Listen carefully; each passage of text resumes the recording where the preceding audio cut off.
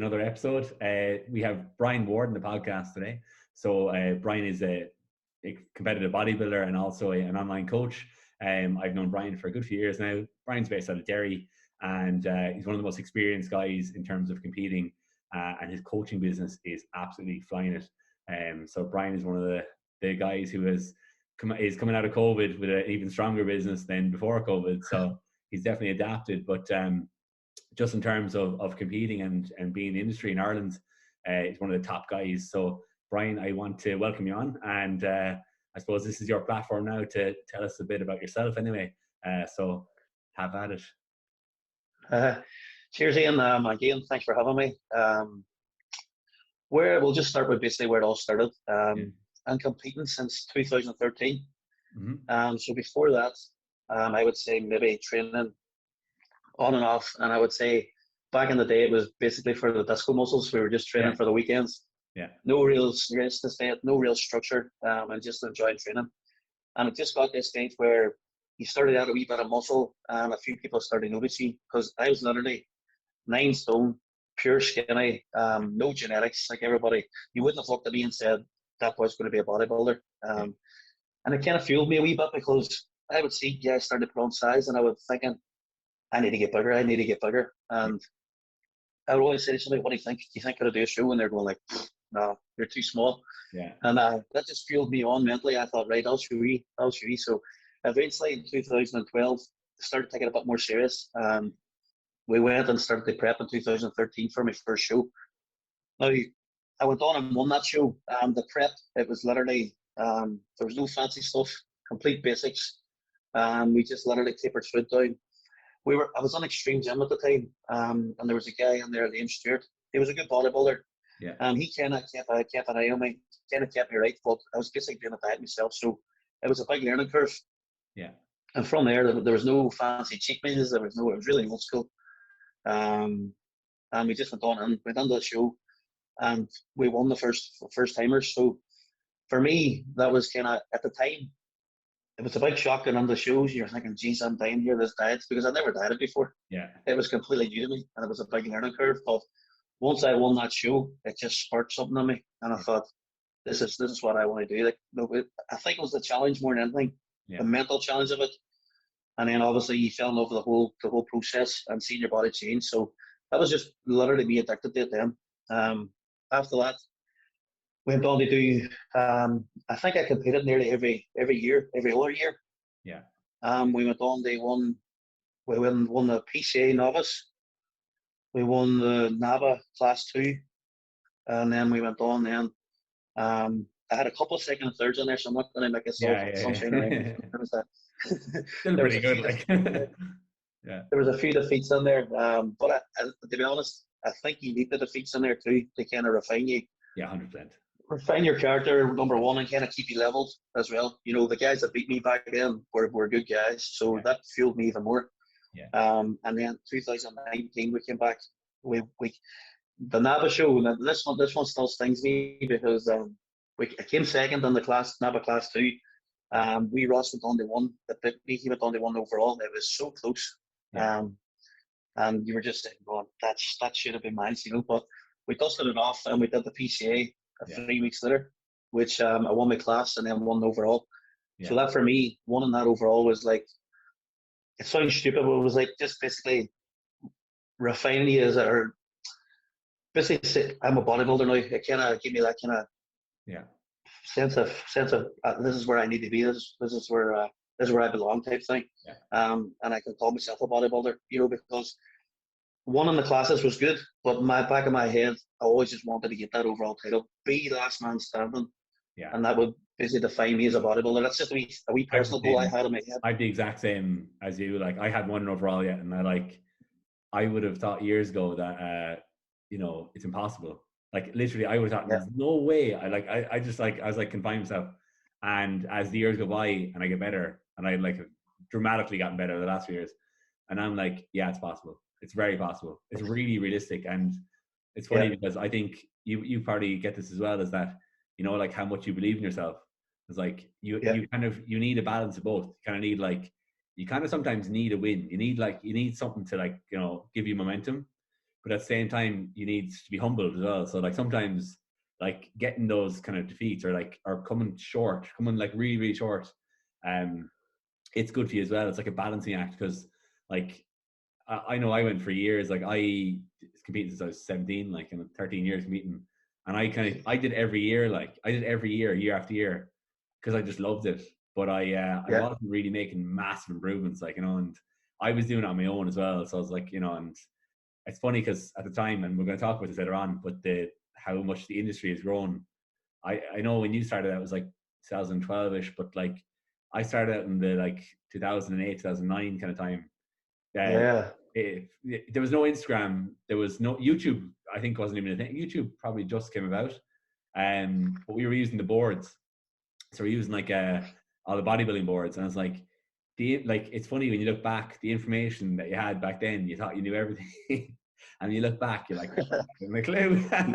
you weren't even scratching the surface. You were winging it, totally winging it. But you're kind of, I think you're very lucky, because like Derry is like one of my like second homes. I love Derry, like, and I'm up there a good bit. Well, I was before COVID up there quite a lot, like with Billy.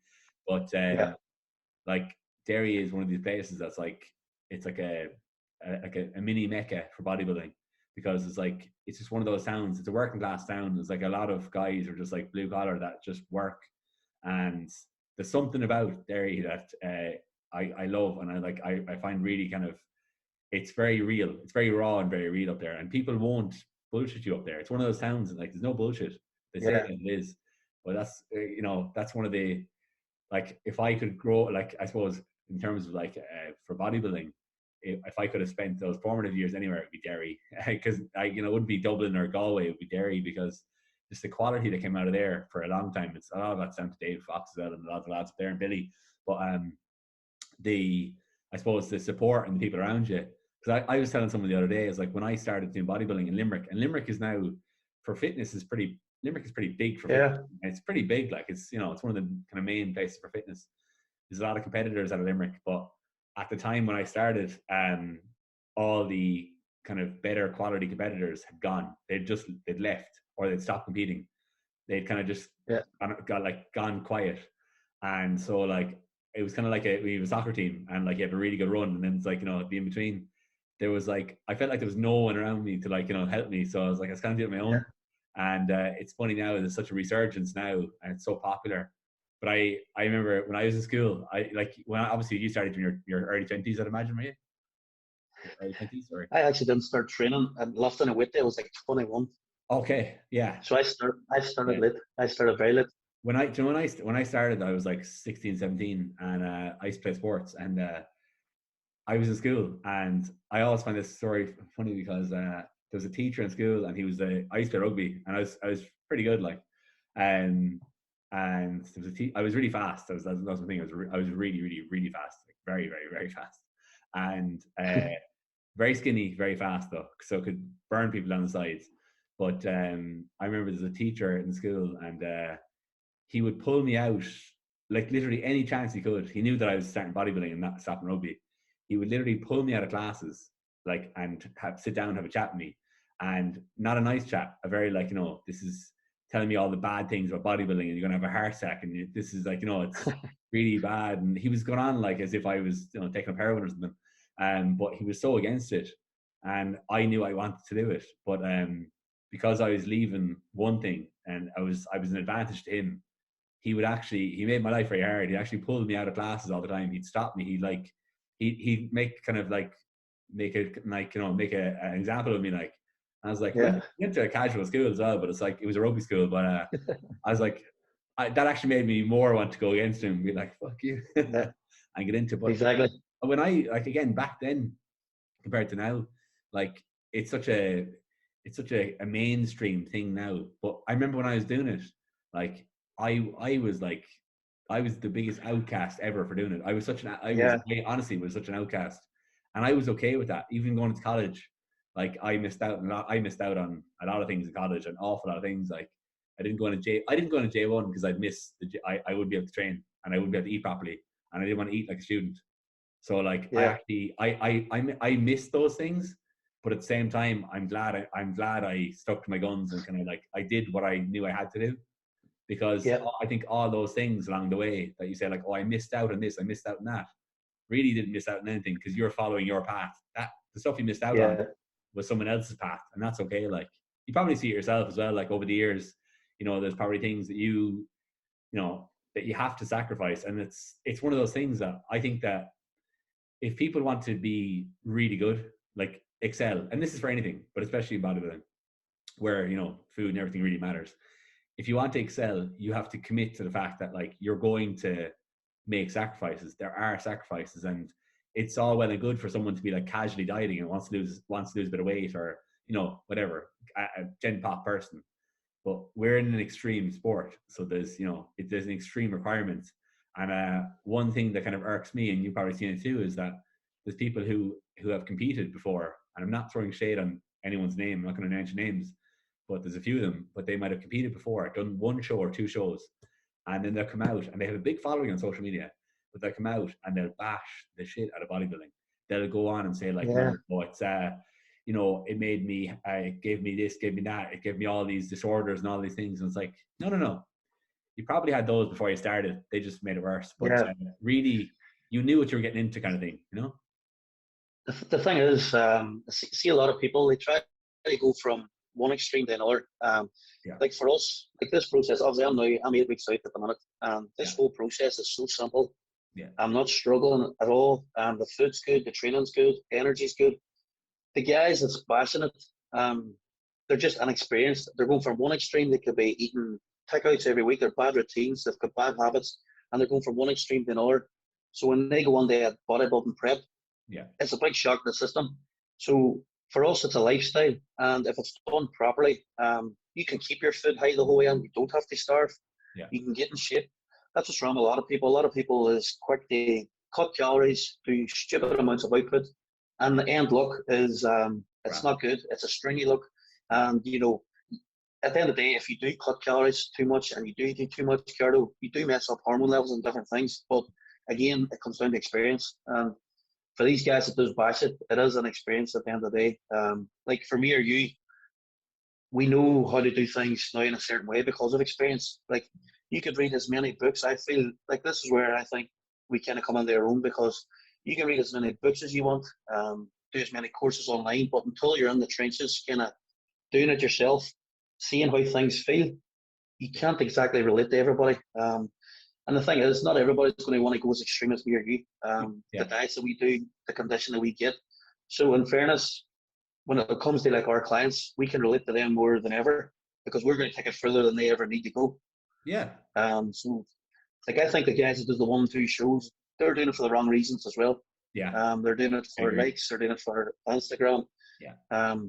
Just to get a photo shoot, to get their profile up. So that's why they get so messed up. And as you say, they probably have underlying issues beforehand.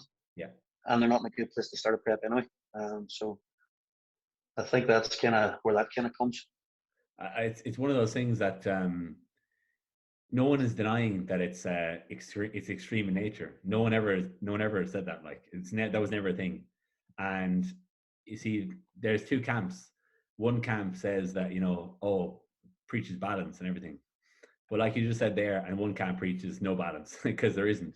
If you want to be a top athlete in anything, you do not have balance. I'm sorry, you don't. No. I'd love to tell you do, but it's bullshit. You don't. There is no balance. What there is if you're preparing for something, you have to commit 100% to it if you want to be the best. And when that thing is over, then you find the balance. You find the balance in the off season. But unfortunately, if you do want to be the best, there is no balance. But like you said there, and I actually point this out to clients as well a lot, because you probably get people like all the time, like I do, like, I want to get big, but not like, I don't want to look like you though. It's like, not like, it's like, I don't know, is that an insult, or it's like, like I want to be muscly, but I don't want to be like you though. It's like, okay, well, like shit, like, What are you trying to say here? What are you trying to say? It's like this back-ended compliment. It's like, but you look really good, but I don't want to look at that. That's okay. You won't. It's very hard to do. They don't realize either how like it took like a decade plus to get there. But or like that they've trained like 5 days a week, every week, not miss a training session, bang on everything, no going out the weekends. They don't realize like it is such a far extreme. It's like saying like, right, I want to learn how to drive, but I don't want to be Lewis Hamilton. was like, all right, Exactly. okay. Yeah. Okay, like you won't be Lewis Hamilton, but okay, yeah. It's like anything though. I always think that, and this is one of the reasons why, and I do get a little bit of flack for it when I put it up. People will always dig their heels in it, but I always think that someone who's training other people in the realm of fitness and health and being in good shape, if you claim to be a fat loss expert or a transformation specialist, you better have you better be in good shape, because you're showing to your clients that it's a spectrum. You've reached the far end, the pinnacle. So you've gone through the whole thing. You've seen it all. So like you're very well versed in it. And especially as well as you have more experience, like you or I have far more experience coach people than the average online coach, like a lot more. I'm coaching people for 9 years. I've trained hundreds and hundreds and hundreds of people. I've seen every type of person you can imagine. I've trained every type of person you can imagine. So to label me as like, oh, I only deal with, like I only get people like in this shape. I was like, well, no, I don't. I can deal with anyone. So I think that's a big misconception. But it's, I don't know, it's a funny one because there's this like double standard. And then you get like, I don't know, you get like, just for example, if we prep competitors, I don't do as much prep from competitors as I used to. I've pulled away from it a little bit. I know that's one of the kind of your bigger areas. But just like for them, like we've been there. We've like, and that's one of the big things when I hooked up with Billy is that like he's been to the highest levels of competing, and just in terms of like experience, just pure experience, like down to the smallest detail, like they can just kind of reassure you and make sure that you don't have to overthink anything. And that's one of the big advantages that the likes of me and you have, is we've competed a lot. And there's the whole thing of, again, like that, people have competed once and got in shape, or kind of in shape, like for competing kind of in shape. And they're going off saying like, oh yeah, I prep people. And the amount of horror stories, there's literally, you'll find as well, certain names pop up an awful lot. Like, and probably you get that up that way as well. Like you'll hear certain names pop up a lot. So like, I would kind of like ignore it. If someone's name comes up once, you go like, oh, well, that could just be that person just a bit of an arsehole. Like as in the client is an arsehole, or they didn't work hard enough, or they're blaming the coach. That happens too all the time. But if that person's name pops up 10 plus times, that's like warning signals. And they're generally people who haven't competed a lot. And what I hear is it's always the same on like peak week or right before the day of the show, especially the day of the show, when they need their hand held. You need to hold someone's hand the day of the show, because they're literally, their minds are racing that the coach is nowhere to be found. The coach is non-existent. And I was like, that's a mortal sin in my books. Like, see, especially like the peak week thing. Like a lot of people will get away with generic plans. Yeah. They can wing it to an extent the whole way through a prep, get somebody lean. But peak week, if you're to do it right, like your body changes every few hours, every meal. And at the end, like I've seen it way too often as well, that guys paying coaches and they come off stage and they still haven't even heard from the coach on the morning of the show. Yeah. Like, could you imagine that? Like, because a lot can happen overnight. Yeah. There's a lot of nerves. There's a lot of different things. People do stupid stuff with water. So they wake up in the morning of the show flat as a pancake, for example. Yeah. They're not going to know what to do. Yeah. Stress levels is through the roof, and then they go on stage looking like shit. Right. So support, the support there needs to be there. But I think too, the big thing is you need to have a trust level there. And for a coach, I don't think he can coach upwards. You have to basically coach downwards. So like below your level or on your level, you can't turn around and that's where, like, again, when you're competing regularly and you're doing a lot of shows and you compete at a high level, you have a big spectrum where you can kind of relate to, and people can put their trust in you. Like, if I was doing a prep now, I'm not going to hand my prep to some guy because he's got this qualification and he's done 2 shows and he's fucked both of them up, basically. Yeah. He can't take me in this show. No. Like, where's his experience? It's grand when everything's going good. But if something goes wrong, how do they fix it? Yeah. And 9 times out of 10, most people hasn't a clue how to fix it. You find as well that like there are certain things in for competitive bodybuilding anyway. There are certain things that you'll never learn in a textbook. There are things that are, it's almost like bodybuilding is an art and a science at the same time. It's both. But the art side of it, like let's say the nuance side, the side that's a bit like it's like Chris Aceto, you know, he just like pulls, it's like Rain Man, he pulls stuff out of his head. Two muffins and a bagel, and it's like, and it works. It just works. Like he can't tell you how it works. He's just doing it so long that he's like, you know, he's like a savant. He can kind of know that's exactly what you need. But if you asked him the science behind it, he'd be like, I don't know, it's just he needs that. It's like an artist with a paintbrush. You know, he literally, like, he's all the paintbrushes. He can put together a masterpiece. Whereas I think that's one of the biggest differences between someone who like has the formal education. They know the science behind getting lean. They know the science behind water manipulation, and they know how, like, you know, like osmolarity works and everything like that. And they know all that, but it's part that you have the eye for it, part that you have the experience for it, and also the planning as well. You've done it before. You know how to plan it out and phase it out. So it's one of those things that it's really experience driven as well. Like this experience is like absolute key component. That's one of the things as well for, like, we're in Ireland. Most of the people listening to this will be in Ireland as well, or the UK. But let's say there's a couple of coaches like Brian Hickey comes to mind as well. Like, and you're both our arch nemesis, I know, to you. But we'll just put it on here. We'll just put it on here because at Christmas time, Hickey called me out. He says, "Right, we're going against each other, and we'll see who comes out on top." And I was kind of on the fence because of COVID. Yeah. So because of Brian Hickey, I come at it 100%. And I'm sitting thinking, now, where is Hickey? Where are you, Mr. Hickey? Let's do it. He's I think it's going to be a muscle contest for all of us. But just the likes of Brian, it's like, you know, they're guys. He's a guy who's been around since the start, and he was one of the first kind of competitive coaches, and his track record is amazing. So, like, there's a lot of like coaches in Ireland and the UK, and it's like, but the whole thing of the cream of the crop rises to the top. It's like, you will see the guys who are getting results year after year after year.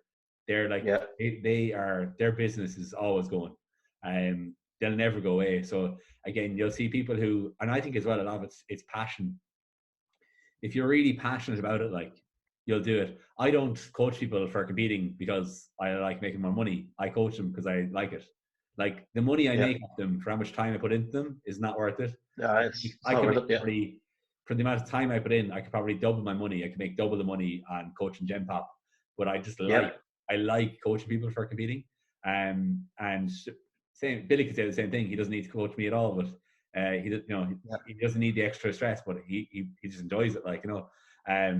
So but just in terms of coaching as well, and quality coaches, you know, I've been around for years, and I've seen every type of coach come and go, and I've seen the quality vary. But there's a couple that will always, like, Tommy Saunton is another one as well. Like, you know, old school in approach, but still has a lot of science, but is a perfect. I think Tommy's a great balance of science and art, and so is Brian, science and art. Yeah. So is yourself, science and art. Yeah. You have the eye for it, you have the experience, the passion, and you have the knowledge as well, like, behind it. So that's, in my opinion, what makes a good coach for the highest level possible. That could be even for a photo shoot client as well, like someone who's just getting in really good shape. But just in terms of the pinnacle of getting in good shape for the genetics a person has, we're in Ireland, obviously, we're not gifted with the most genetically elite people either, like, let's be real. But we do pretty well, considering, like, in terms of even internationally, we do pretty well for a small island that has very average genetics across the board, very average. I'll be the first to admit I've crap genetics, you know. If you look at this country and you see the quality of bodybuilders, like, there is it's no pushover. There's no pushover. There's some really, really good ones, like, you know. That's why people think just a local show, I'll go up and I'll walk in and clean up. Like, that's not the case. You're up against it. Like, if you go, you know, there's no easy. Yeah, like, don't, if you go to the States and there's like let's say bar COVID doesn't exist. In America, you could be in, like, Georgia, you could be in, like, you know, a random state, and there's a show every weekend. Like, every weekend there's a bodybuilding show. Every weekend, like, all year. They throw them out like crazy. They're like local shows, and obviously the population's higher, but the standard, people think like America is the pinnacle. It's like the standard in some of those shows isn't like, even the bigger ones, even the state level. Like, there's boys here who would, like, wipe the floor with those guys. So, like, what I like is, and again, looking at the difference now, and this is even 10, 15 years ago, there's still guys who are really cooking quality. But what you're starting to see now, I think, is that you're seeing like the level has only increased, and I think across the board. And I've talked about this on another podcast with guys of like certain things like condition levels. Like there's condition levels now. Now some people obviously don't show up in shape, but it's not unusual. It's very normal now. Like it's very standard to have like shredded glutes and to have like, you know, feathered quads and like what we consider like super detail. Like that's not unusual. And I think even 5 years ago, 6 years ago, like if someone had that, if they'd like shredded glutes, you'd be like, Jesus. Whereas now it's like, condition, you know. It's one of them ones now. If you don't have that, you're not going to get the top spots. No. Like you could have maybe a superior muscle mass, better shape, better flow, and the week every side you could come on completely peeled. Yeah. And you're leaving yourself wide open to get beat there, you know, because like if you lack condition, to me that's a fundamental. Show up in shape, because if you're not, there could be somebody there. They give you a good reason why you should have been in shape. Right. And that's my philosophy is no matter what I can do, I'm in control of one thing, and that's being in shape, in condition. Bring the condition, and the rest is out of your hands. You know, a lot of people always kind of say about fullness and different things. You go, I was about flat on stage and this, I needed to be fuller. But 9 times out of 10, you just need more muscle too. Yeah. Like I always find if you come in kind of 80% full, 90% full, it's always a better look than coming in 110%, because once you spill over, you lose them lines. You know, and I think you're trying to sacrifice fullness for size. Like if the judges give you feedback and say, I think you just need to be a bit fuller, 9 times out of 10, I think you just need a half a stone of muscle. Bigger, and then come on with that same condition, and you're there. You've got your fullness and you've got your condition. You know, and I think that's where people goes wrong. They push fullness, and they come on completely off. Do you think, you know, so condition? You're saying there, like condition, it's like it's the old saying, condition wins shows, but it is one of those things that, like, bar any genetics, like and I know some people have genetics because their skin texture and, you know, their muscle tone, and there's a certain look they have. But it's one of those things, and that's one of the things Billy used to always drum into me as well, is that, like, you know, you don't have control of other people coming in. You've no control of who shows up on the day. Bloody, like, I used to compete against Blessing years ago, and, like, and it's like he just show like, all right, well, it's done. So, like, you've no control of who shows up. And again, there's certain things as well that you don't have control of. You don't have a say in your genetics. Like, you didn't choose your genetics. You didn't choose your limitations, whatever they are. But what you do have a choice, you do have control of, is you definitely have control of your condition. Like, there's no excuse for you not to get absolutely peeled, because everyone can do it. It's just how far you're willing to, how hard you work. And I think that's one of the biggest things. When I see a guy on stage, and you probably think the same, when I see a guy who's either like really brought the conditioning up from one year to the next, or a new guy who comes in, the one thing I think of when I see a guy shredded to the bone, hard work. I think fucking hard worker. And same thing, like really like strong, like really good legs, hard worker, because they're things that require like an awful lot of grind. And it's one thing, like, if, like, of course you need to have size, it's a bodybuilding show, but I think if you're ticking boxes, condition should be like number one box, because like you said there, you could scalp a guy who's 10 or 15 kilos bigger than you. Like, it happens all the time. But like, you are right though, like, people do kind of sacrifice. They say, like, I need to be fuller, but really, it just needs to be bigger. Like, it's simple as that. And you trying to look fuller will only reduce your condition, which will lower you down further in the placing. So you need to go back. And how long do you think, Joe, for the average person, what's a realistic time frame for, like, let's say if they do a show and they get feedback of, like, right, you need about another 3 or 4 kilos. Like, that's, you know, not unusual. Do you think people rush to compete? They're competing too often almost? Or do you think, like, how long do you think they should, like, realistically leave it for a considerable, like, change? I think it depends what level you're at. And kind of like, say you're a first timer level and they say to you, you're a bit light, you need an extra a fair few kilos of muscle, then I would, at that stage, you're early in your career, I think you can afford take a few years out. Maybe even 2 years, put the size on and come back, hit the novice, and again you can gauge there. Do I have enough muscle? If you've got enough muscle and you think you've only got a few kilo to gain, a year's enough in off season, of a year's more than enough. Like, you can put on a few kilo in a year. Like I think this year, well, 2019, after obviously I had the injury in between, we can go back and touch on that. But I think now where I'm at this prep, I've probably put on easily 4 kg. I would say at least 4. And 4 kg in my frame is a lot. It's a lot, yeah. Like it's crazy because a lot of people get fixated on weight when prepping as well. And 2019, when I took that overall, I was actually in a depleted state sitting at 86 kg, which if I go back to whenever I won the novice class a couple of years before, that was the same weight, exact same weight. Yeah, looked probably twice the size. Yeah, I've the exact but just better quality, and there was no big jump in weight there. Yeah, like I was actually I was 85 kilos at most contests on stage. It was the best I've ever looked. I made weight at 80, so I nearly died doing it. Nearly died twice. Nearly actually died. No joke. Not fun at all. It made 80 somehow and dropped 3.5 kilos in like 7 or 8 hours. Made 80, competed at 85, best I've ever looked. Not would have been like that weight is actually lighter than I competed for the years up to that point. And I look way bigger, way better. So like it isn't just about obviously the scale weight; it's about quality, like because it's visual, like really, isn't it? Like, yeah, because the main game that was getting me was I knew I was bigger, and I was going on that prep in a really good place. And I was thinking, I wonder what stage weight I'm going to be. And I was coming down and getting more condition. And I'm looking at the scales, going, "Fuck, I'm going to be light. I'm going to be lighter." And then the main game started with me, and then I thought, you know what, just block it out. Whatever you are, you are. Yeah. And I went down to like I think my lightest weight was like 13 stone 5. It was super light. Yeah. And whenever we put the cards back in, we obviously put on a few pounds. But as I say, I was the same weight, one on that as I was 2 years before that, but a completely different look. And then they put it in the perspective. So I was like 13 stone 10, something like that. Mm-hmm. The other guys in that overall, the class 1 guys, was like nearly 17 stone. Jesus. And they were in. Yeah. And the guy in the class 1, Big Adrian, he actually beat Big Darius, which is a top 3 universe guy. Yeah.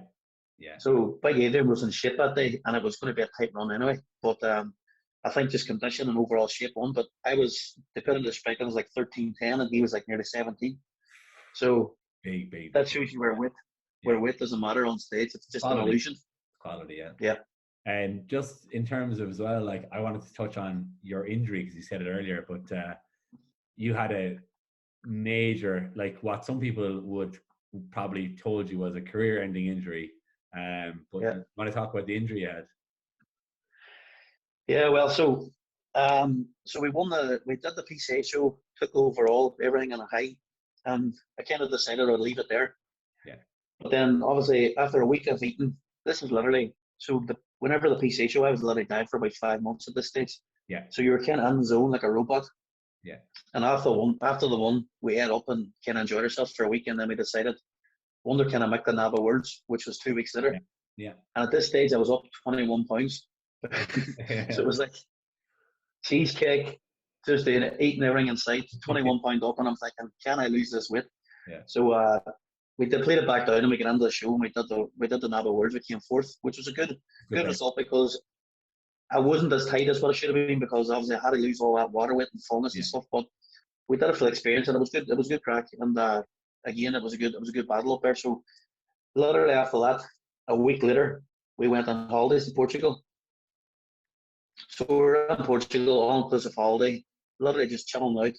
Yeah. And there was a wee football match on up at the football pitch, just all wee families playing football. So of course the wee boy, he's football mad. So me and him goes up. We went on, and I'm competitive as well. So obviously I was fucking competitive. We were going at it. Yeah. And then at one point it was getting pretty rough, and I thought, Jesus, the wee boy was only 6, I think, at the time. And I thought, he's going to get hurt. We need to pull the pin here. And literally after me thinking that, 2 seconds there, I get the ball rolling down the pitch, and this wee guy came on from the side and literally just nailed me. And I remember like it was yesterday. It was like 2 elastic bands just explode. Once my knees hit the ground, just literally just boom, it just snapped. And I just remember with the heat, it was like 30 odd degrees out there, the sweat passing off me, and I looked down and my 2 knees was literally nearly up halfway up my legs. I just thought, oh my what's happened? And I thought for a wee split second I was dreaming, and I was going like, what? And there's a wee guy from Belfast, and I was just shouting at him, like, pull my legs straight, because I couldn't move my legs, they were lying underneath me.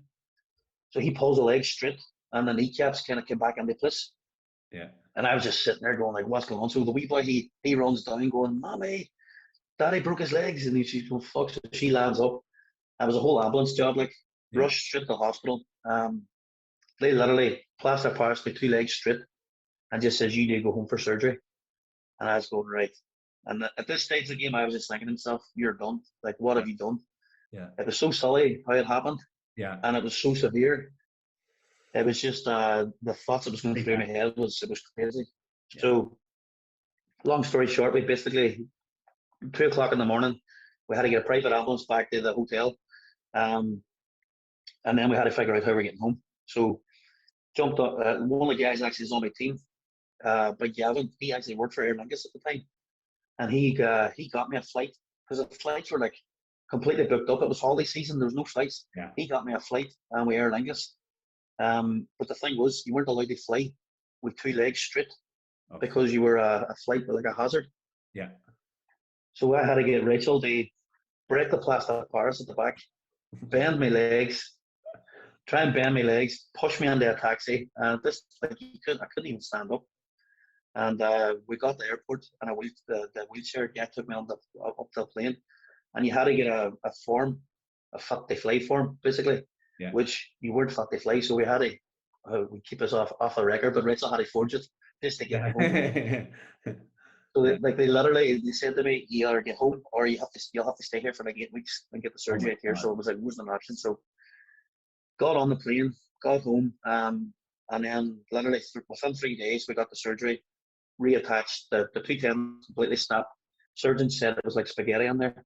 The 2 tendons were just gone completely. So it was a big surgery, and like, even to this day, like, the pain at the time wasn't that bad. It wasn't that bad. Seeing the pain after the surgery was fucking insane. Yeah. For like about a week, I was in hospital for 10 days.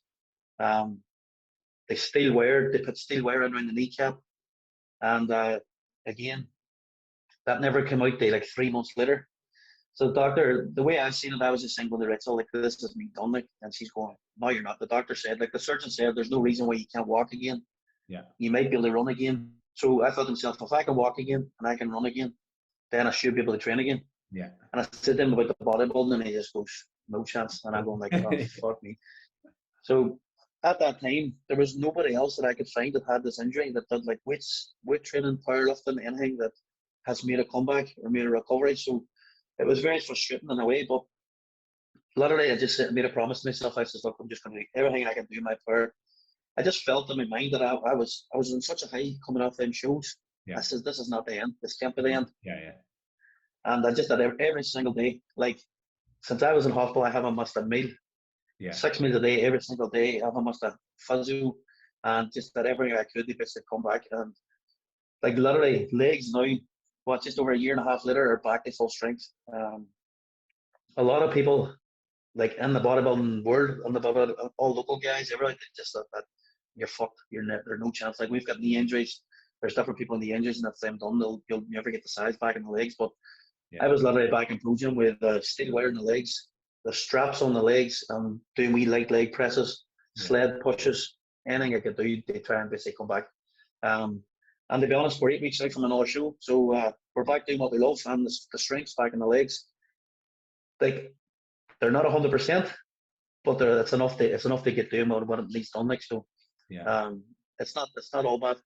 I'm very impressed. I'm going to put up photos of the difference as well just now, with how bad it was and how much your legs atrophied, like, and how much progress you've made. Because I actually remember you're posting videos of just the very first few sessions of you going back in doing legs, literally just the sled, no weights on it, and just like tiny little movements, and and your missus is doing more than you, and going from that, not anymore, but going from that, to the point now, and it's very inspiring. Like, it's very inspiring, and it's one of the, it's one of those things that you look at someone like yourself and you say like, that is like you said there, people probably will assume that you're done, that's it now.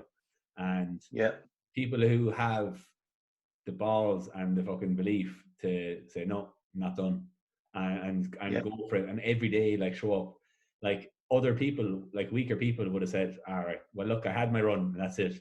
yeah, But it's the fact that like I take massive inspiration from that, like, and obviously I like touch wood, never happens to me, but yeah, just in general in terms of like uh seeing how much someone like you wants it, like how much someone just wants it. I love that shit. I love people yeah, who are just like, you know, I'm doing this is what I'm doing.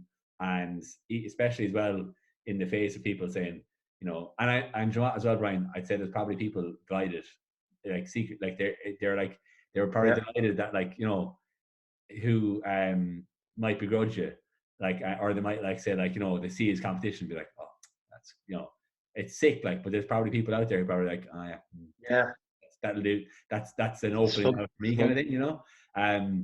Yeah, It's sick to think about. It probably was though, but fuck him. Because now obviously you're getting ready for shows, and hopefully I know you're competing. Hopefully the next few weeks, all things going well, and lockdowns kind of coming towards the end.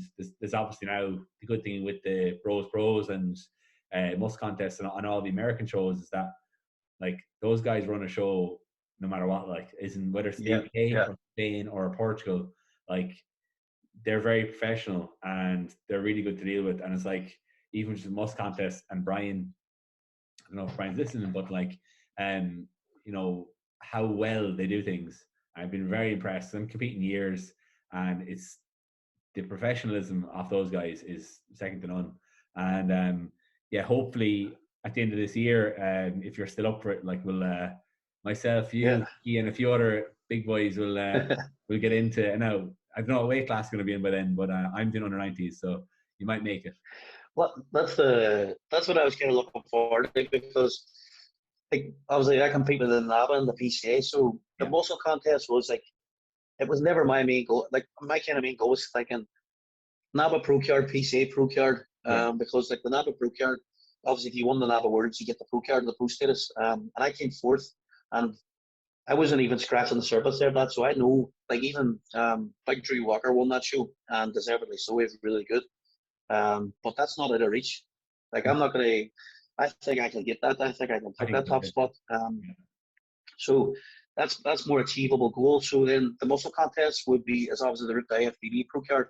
yeah, For me, even if you got that IFBB Pro Card and you had a decent wee run, like once you get that, you're they give unless you're like for me, and I'm not going to be diluted. Like you're fucked yeah, yeah, because you're not going to be competitive. yeah. You know. So, but But I I look thought at to the most myself, contests though. Do you think like the most contests and shows like that, like it's to see where you stack up against the best. Like that's what it's about, though, really, isn't it? It's like that's the yeah, whole reason. That's why you would go to the NABBA Worlds. It's why you go to the universe. It's like it's not an ego thing. It's like I want to see how I compare to the very best. yeah. And so like when I did it there, and you know, your man Oli Krevy, like Oh fuck. he went away and won. So he won the overall, obviously. There, he went away and won his first pro show like 3 weeks later in South America, and then came like eighth in the 212 Olympia. Like it's pretty amazing. But like He was a fucking beast. Eh? I will always remember, and I have video of it as well. I can always remember being in a lineup, waiting for them to say like the winner of the pro card, and even though I fucking didn't win it, obviously, I never was going to.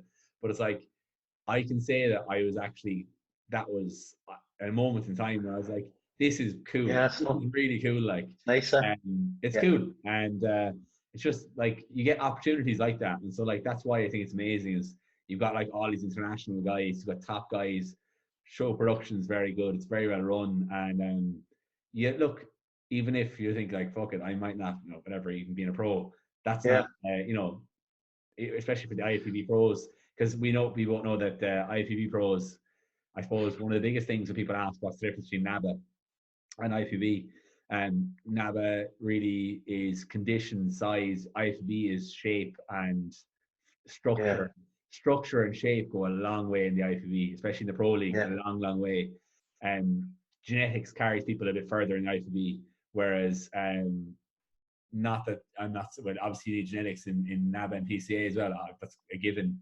But guys who focus, like we say there, on condition and size and just graft, and may not have, like Flex Wheeler physiques, they get rewarded still. So like, you're rewarded on purely hard work, and not as much on like a God-given gift of like, like 24-inch waist and 20-inch arms, so if people are wondering what's the difference, that is a big difference there in terms of the top level, what the difference is. But yeah, no, it would be fun though, to finally all have a crack at it, Like I think for me, like as you say, because the muscle contest is a step up, the 2 bros shows will be a step up. See, for me, probably the previous me, I probably would have shied away from that type of show, because I'd be thinking I'm not good enough. What if I get beat? I'd be too worried about what other people think. What if I get beat? And now I'm at the stage where I don't care if I get beat, because you know what? I see where I stand, and I'll know where I have to improve, and it'll drive me on even further. Of course, we all want to win. We all want to win. Like that under 90 class, I was adamant I was going to scrape under. I'm sitting at 97. So I'm thinking if I could like make more than 7 off. But I was thinking like we definitely would have been under 90. So that would have been class. That would be class. That would have been really good. Yeah. Because two different physiques, that kind of way. Yeah. Two very different physiques, so it would have been good to see. We might get something at the end of the year, and hopefully the year ends up turning around for us a little bit, and more opportunities open up. And obviously you're still training away. You've a nice gym set up there at your house.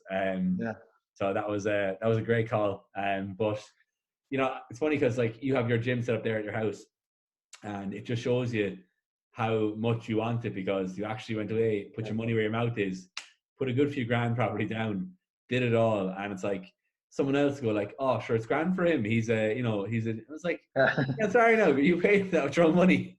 It's like you put your money down, and you did it before any lockdowns, and it's like people say the same to me as well. It's like I have a full gym, like, and it's like but if you were to pay membership, if I told you how much my gym is costing me now every week, and I'm not getting money in for it, it would be the most expensive gym membership in the world. It is an expensive gym membership. It's about €100 a session. So like it's like the first lockdown kind of came, and it was like it'll only be for 2 weeks, and I had literally a fucking wee shitty bench I had back when I was like 20, and like 10 kilo dumbbells or something. And I thought that'll do me for 2 weeks, no problem. I can maintain muscle. And after 2 weeks got extended, I was like, right, fuck no, garage. I just gotta skip, emptied the garage out, and then I just started. I put the rack in there first. Because I was thinking if I have the rack, I can squat and do different things, and everything's good. And bear in mind, I was still coming back. I had no legs at this stage. My legs were still shit. Coming back from this recovery, so not training legs was definitely not happening. Like I had to get it. So literally every machine I put on there is a leg machine. I've got a hack squat, leg curls, fucking extensions, everything. It was all based on legs. So that's built my legs back up. Literally I've been building my legs in that home gym for the full year basically. No, it's testament to like the fact that you wanted that bad, that like you'll find a solution. And I always think that no matter what kind of area you're in, if you want anything bad enough, you will find a way. Like there's no like, you'll find a way. People who succeed find a way, no matter what the fuck is thrown at them.